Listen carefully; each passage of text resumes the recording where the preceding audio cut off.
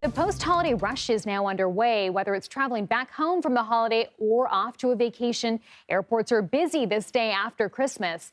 AAA predicts a record number of holiday travelers this year, and many of those making their way out of town are also contending with some rough weather in parts of the country. Between December 21st and January 2nd, more than 119 million people are expected to travel at least 50 miles. AAA says 107 million of them will travel by car. CBS News correspondent Skylar Henry joins me now from the Atlanta airport with more on this. From what you can tell, there is the Hartsfield Airport living up to its title as world's busiest airport, Skylar?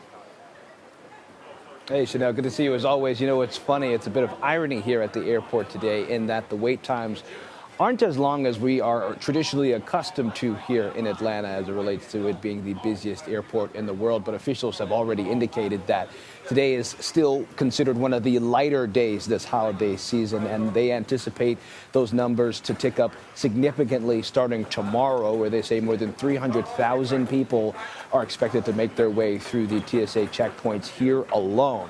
And the same could be said at other airports all across the country, many saying that they anticipate tomorrow and other days surrounding the New Year's holiday to be some of the more busiest as far as air travel across the country. As you pointed out, though, many concerns are already starting to bubble up as it relates to air travel and the weather, especially in Texas, where we have already seen more than 107 delays and a little bit more than 40 cancellations already. There have been a series of ground stops at DFW and Dallas, some concerns about tornadoes and other weather events down in Houston, and also some concerns about the weather in the Pacific Northwest as well that is leading to a series of more delays as well. And so I think when you take all of that and add all of the busy folks that will be making their way to their respective destinations, it sure is going to result in a pretty busy and interesting back half of 2024. And I wonder, Skylar, with all those delays at the airport, is it better to drive?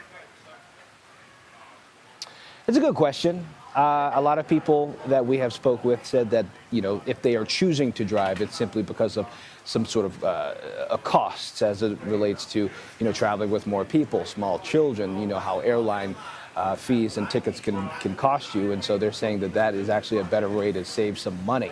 AAA, we actually just reached out to them to see when are going to be some of the more busy times as it relates to traffic along the roadways. They say that middle of the day starting tomorrow will be incredibly busy at certain parts of the country. They say that some of the busiest corridors throughout the country as it relates to the traditional travel and traffic time, seeing an hour-and-a-half delay between Eau Claire, Wisconsin and Milwaukee, seeing nearly 2 hours as it relates to commuting to Fort Collins, Colorado, to Denver, Colorado, also between Gainesville, Florida and Tampa, Florida. But Chanel, they say that the biggest traffic delay is actually between Lafayette, Louisiana and Houston, a route that usually takes somewhere around 2.5 to 3 hours. They say that they estimate it'll take around 5 hours to get there if you plan on driving.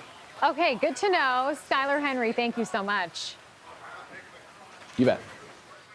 Whether it's long lines at the airport or bumper-to-bumper traffic, the journey home might be one of the worst parts of the post-holiday rush. However, there are some steps you can take to make your travel experience a little bit easier and less stressful. Clint Henderson joins us now. He is the managing editor at travel website The Points Guy. Great to see you. Happy holidays, Clint. Happy holidays. You can see we're decorated in this house behind me. It looks lovely behind you. So let's start with this. How can people make this post-holiday travel period as less stressful as possible? Okay, a couple tips for you. First thing, get to the airport early right now. You know, there's a lot of people traveling with families, a lot of people who are not frequent travelers who don't always know what to do when they get to the TSA line.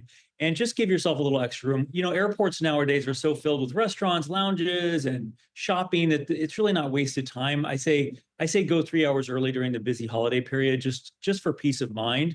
The other thing is, remember, knowledge is power. You want to know what's going on at the airport you're leaving from and the airport that you're going to see if you're in a situation like if you're flying through Dallas today, you know there's going to be long delays, but you want to get ahead of that and potentially reroute yourself if needed. So knowledge is power. Have the airline app installed on your phone. You really want to know what's going on, not only with your airline, but potentially you can rebook yourself. They even offer cheap upgrades on the app. So have that airline app installed on your phone as well. You know, something people will notice at the airport is those TSA pre-lines. I wonder, timing-wise, is it too late for people to get TSA pre-check or global entry? Is that worth it?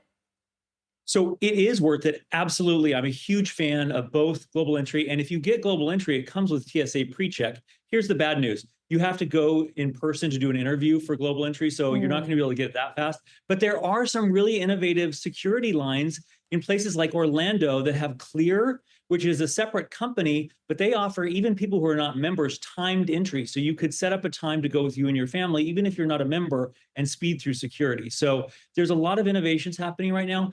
Biometric screening is the next generation. I love it. It's faster even than Clear or TSA PreCheck, and that's now at several major airports. So that's the next big thing coming now. Okay, gotcha. And looking ahead to next year, the TSA is going to be soon requiring real IDs at airports. So what do we need to know about traveling next year?